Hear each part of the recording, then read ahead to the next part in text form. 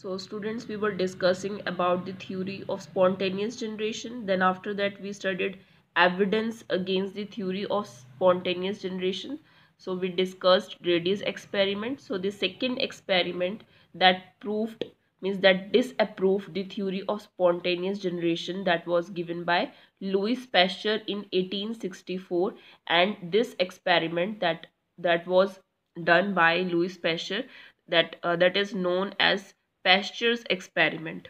Okay, so he also proved this, that the new life, it always arises from the pre-existing organisms, and even the minute organisms, means the very small organisms like the microorganisms like protists and bacteria, yeast. So they also arise from the pre-existing organisms of their kind only. Okay, not from the decaying and the rotten matter. So how he started his experiment, that first he took a nutrient solution in a flask. Okay, and then after that, what he had done, that the neck of the flask, he bent the neck of the flask into S-shaped curved by heating.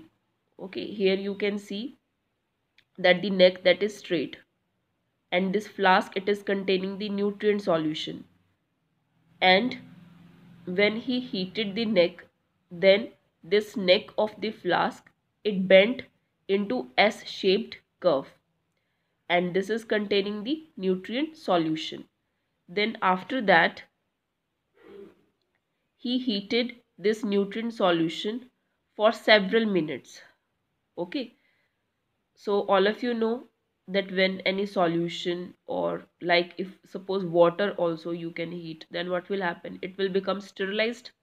So this solution also, it will become sterilized, means all the microorganisms which may be present in this solution, that will be killed, and no more microorganisms that are present in the nutrient solution. And the water vapors that originate, means that they start arising, and they enter in the neck of this flask, and they came out as a steam.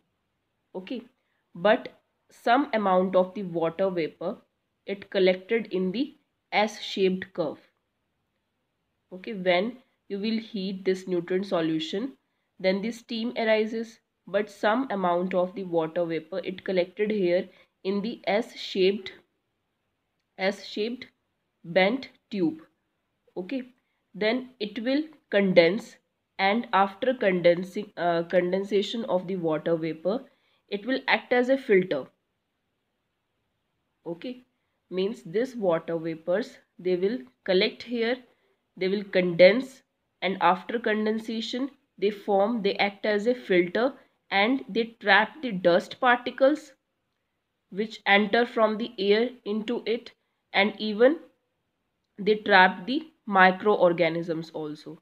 So microorganisms, they will trapped here only, but they are not able to enter in the nutrient solution.